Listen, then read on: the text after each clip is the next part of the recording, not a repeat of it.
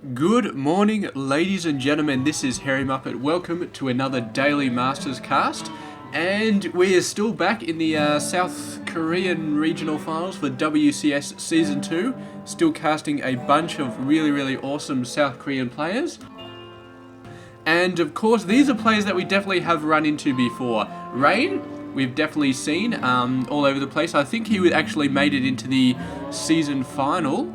The worldwide season final, which we cast the tournament on, and I can't actually remember how he did in that, but I don't think he's in the semi-finals off the top of my head, so we'll just have to jump in real quick.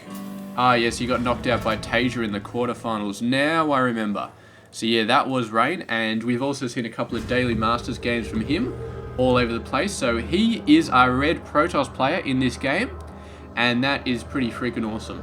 Up the top left side of the map, of course, it is going to be our blue player, our blue Terran player, Bomber, who's currently facing off in the semi-finals, I think, against Tasia as well. So, yeah, very awesome. And these guys, of course, duking out back in South Korea for the regional. I'm not sure exactly what this was. I think this may have been the quarterfinals or the semi-finals from the regional tournament.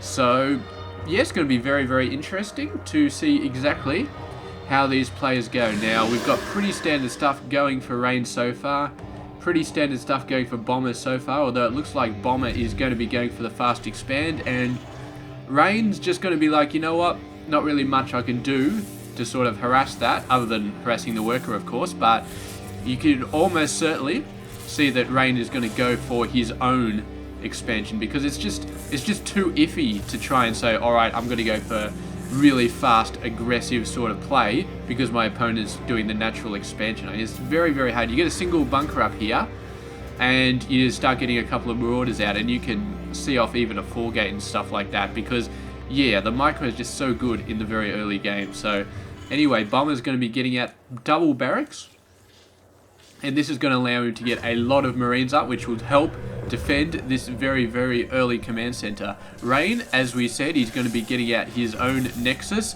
and now knocking into the Cybernetics core. So he is going to be quite alright as far as this starting of this game is concerned. His command center is a little bit behind, but it's fine. I think it's fine anyway. He'll have a little bit of an advantage from chrono boosting out workers anyway, so Bomb will be able to catch up a little bit here, and this probe is absolutely tenacious.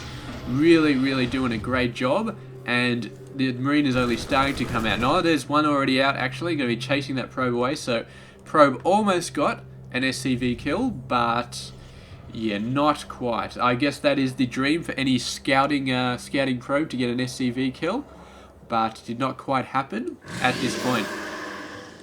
So I'm moving on, not really much happening, just getting a chrono boost out, getting a couple of stalkers out, getting a mothership core out, all very standard play from the Protoss player, and we can expect to see a lot more workers getting chrono boosted out very soon, especially with 2 chrono boosts on the map now. There we go, the probe, with the absence of any really nice placed watchtowers, he's just going to be sitting over here, scouting out this pass. I suppose this is the most direct way for the Terran player. It's sort of 50-50, but I'm guessing, yeah, it probably is going to be the most direct way. Just the bottom of the, I don't know, I think it must be like a couple of pixels off or something like that that make that the way that most people go by default, but there it is. So your single stalker going to come up, going to be taking a look. It's going to see a bunker and a bunch of Marines, so not really going to be able to do much. And I mean, this barracks command center barracks sort of build definitely allows you to get out a fairly decent amount of Marines very early in the game. You need a single bunker, you pile the Marines in, and suddenly you've got an excellent defense going on. And he's got Marines left over to deal with the mothership core if it decides to start attacking some workers in the backside, which may be what he's expecting. So Bomber definitely got all his stuff taken care of. The Stalker's going to do just a bit of a walk around. I suppose he may be expecting a whole bunch of Marines to be coming out, like 10 or 12 Marines to be rushing his base. And he really doesn't have that much to deal with it. He's got the 3 gateways out now. He's got the robotics facility, so he can start to build those units. But I'm sure he'd much prefer to be spending all that money on tech, which is why he's got that lookout scout there. So if something does start coming out, then he can start diverting all of his funds to building a crapload of gateway units to try and hold this force off. But nothing really happening too much like that. I mean, Bomber does have a ton of forces, but he's mainly focusing on the factory and a starport at the moment. However, this marine count is very, very scary at the moment. That's got to be 16, 17, 20 workers. Sorry, 20 marines right there.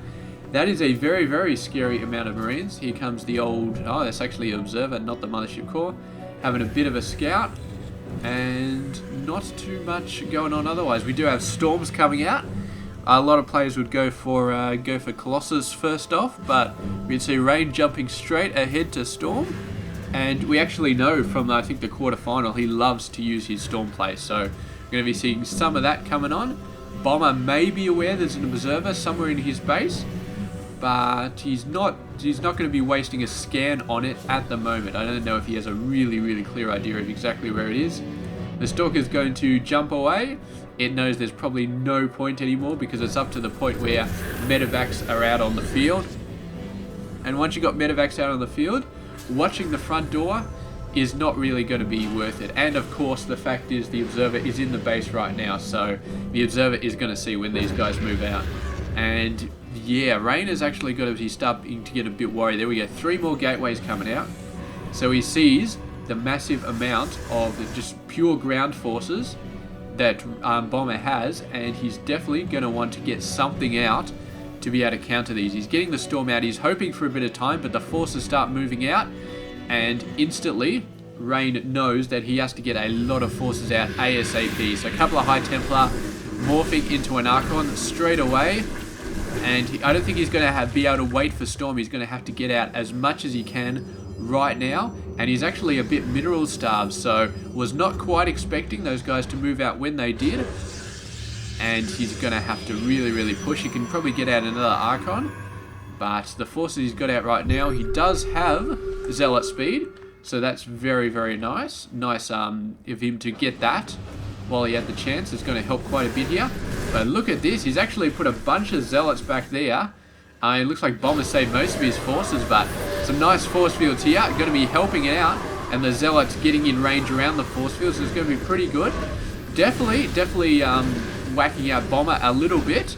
But I guess what Rain is probably hoping is that he can sort of move in here and sort of send these guys off, because Bomber will be a bit distracted by this force back here, and he is going to be a bit distracted because those Zealots are still alive, still doing a ton of damage. The workers come back, and the Zealots are just wrecking into them. So Bomber obviously thought they were dead, maybe, but they obviously are not dead. Overcharging the Nexus to try and get these guys away. It's now attacking the factory. That's a bit of a waste. But here we go. The forces coming in, but they're so low on health, and the Nexus doing so much damage. Rain going to send out a bit more forces, managed to get an Immortal, managed to get another Archon, and that is going to be enough to send these guys away. So very, very nice play from both players, and yeah, I thought Rain was in a lot of trouble there, and he really was in a lot of trouble, but those 3 or 4 Zealots that he managed to sneak in the back of Bomber's base really sort of knocked him off his edge, off his strong front, and actually killed quite a lot of workers, I feel like. So really, really nice job, but Rain is still behind on the army supply. He's still got a bit of a problem. Nice use of feedback on the medevacs. That's why all of those Marines and Marauders were at so low health, because they kept having to stim and with no healing to get them back up. Yeah, it's very, very bad. But you see that medevac coming in with full energy, doing a beautiful amount of healing. And Bomber is going for nuts here. A ton of workers in there. Rain pulling out his own worker population. And it's just absolutely crazy with some completely new medevacs up the back with healing. Going to be able to do a great job, and both armies having to just back off a little bit. Bomber's trying to make it work. He's actually lost a whole bunch more workers. I feel like there was a Zealot attack here that we may have missed. So yeah, Bomber's in quite a bit of trouble actually. 20 workers now. Half of his workers are actually out here, which is why they're dying. Maybe this is all the other 10 workers he lost. So very, very, very bad. And I feel like rain is slowly but surely turning it into his sort of direction. I'm quite surprised that we aren't seeing that many storms coming out, because he does have storm. He just needs to wait for the energy. We could possibly be seeing some storms here. There we go. Absolutely beautiful center mass storms on this Terran army. And I mean, Rain did lose a lot of units there. Bomber was starting to get the edge, starting to just get to the point where he was overwhelming, but those two storms totally made him back off and is basically evened it up again. If it wasn't for those storms, I think Bomber would have just overwhelmed Rain with a slightly better force and just pushed in and taken out that Nexus. But the storms sort of balanced it out once again, and it is basically the edge, right on the edge. Rain is very, very close to losing, but we've got some excellent, excellent micro here to try and save himself. However, the reinforcements just keep on coming from Bomber, and I think he took out one Archon there. The other Archon's very low on shields, and he's starting to get overwhelmed here. I think Bomber has just got a little bit more going on, a little bit more stuff building, and he's just slowly overwhelming. The storms bought Rain some time, but no longer. Now he is just getting taken over, and I don't think he's got anything left to throw at Bomber. And there we go, there's the GG. So congratulations to Bomber for taking out that game.